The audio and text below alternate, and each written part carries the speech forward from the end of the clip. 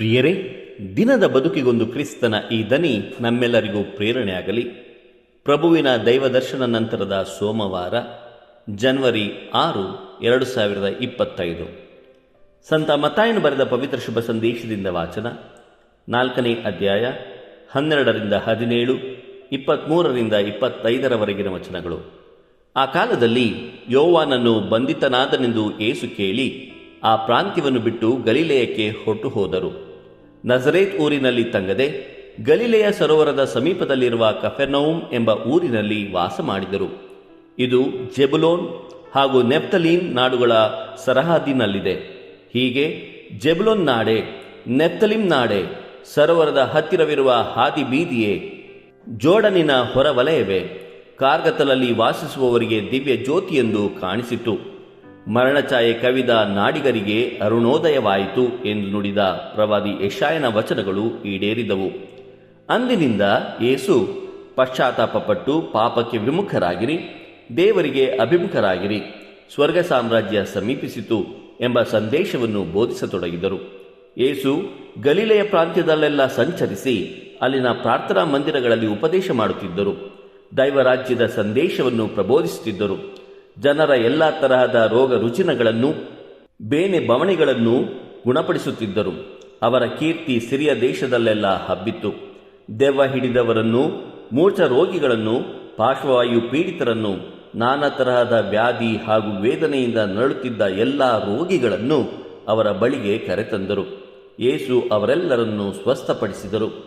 ಗಲಿಲೆಯ, ದೆಕಪೋಲಿ, ಜೆರುಸಲೇಮ್, ಜುದೆಯ ಎಂಬ ಸ್ಥಳಗಳಿಂದಲೂ ಜೋರ್ಡನ್ ನದಿಯ ಆಚೆ ಕಡೆಯಿಂದಲೂ ಜನರು ತಂಡೋಪತಂಡವಾಗಿ ಬಂದು ಯೇಸುವನ್ನು ಹಿಂಬಾಲಿಸಿದರು. ಪ್ರಭುವಿನ ಶುಭ ಸಂದೇಶ. ಕ್ರಿಸ್ತರೇ ನಿಮಗೆ ಸ್ತುತಿಸಲ್ಲಲಿ.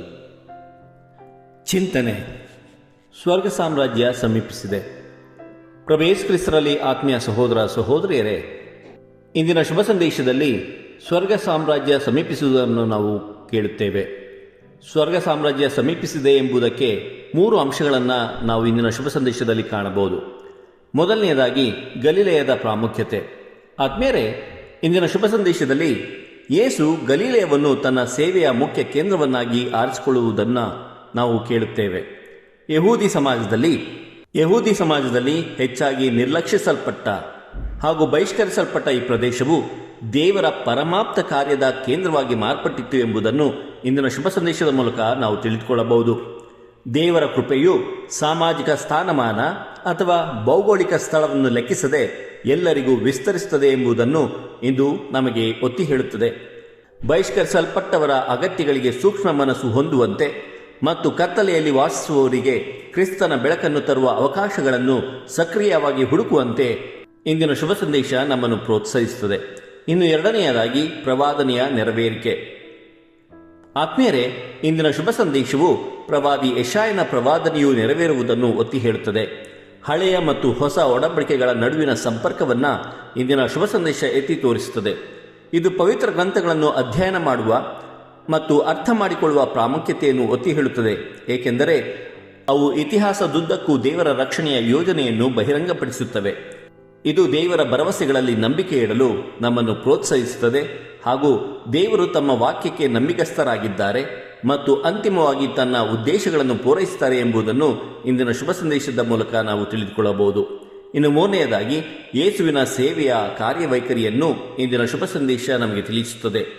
ಆತ್ಮೀಯರೇ, ಇಂದಿನ ಶುಭ ಸಂದೇಶವು ಯೇಸುವಿನ ಸೇವೆಯ ಸ್ವರೂಪವನ್ನು ನಮಗೆ ಬಹಿರಂಗಪಡಿಸುತ್ತದೆ. ಯೇಸುವಿನ ಸೇವೆಯ ಸ್ವರೂಪ ಮುಖ್ಯವಾಗಿ 2 ಅಂಶಗಳನ್ನು ಒಳಗೊಂಡಿತ್ತು.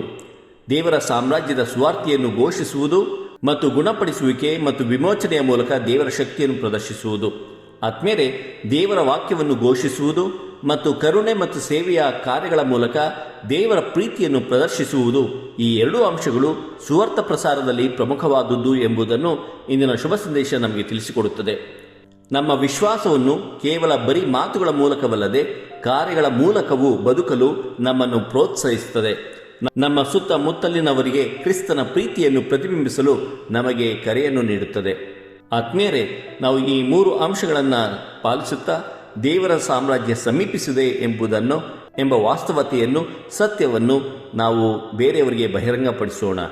ಕೃಪೆ ಸಂತ ಸಂಗಾತಿ ದೇವರು ನಮ್ಮೆಲ್ಲರನ್ನು ಆಶೀರ್ವದಿಸಲಿ. ಇದು ಧ್ವನಿ ಮಾಧ್ಯಮ ಮನೆಯ ಕೊಡುಗೆ. ಧ್ವನಿ ವಂದನೆಯ ಸ್ವಾಮಿ ಶಾಂತಕುಮಾರ್ ಜೆ, ಬೆಂಗಳೂರು ಮಹಾಧರ್ಮಕ್ಷೇತ್ರ. ಪ್ರಿಯರೇ, ಈ ಚಾನೆಲ್ ಸಬ್ಸ್ಕ್ರೈಬ್ ಮಾಡಿ ಪ್ರತಿದಿನ ದೇವರ ವಾಕ್ಯವನ್ನು ಆಲಿಸುತ್ತಾ ಅದನ್ನು ಇತರರೊಂದಿಗೆ ಹಂಚಿಕೊಳ್ಳಲು ನಮಗೆ ನೆರವಾಗಿರಿ. ಧನ್ಯವಾದಗಳು.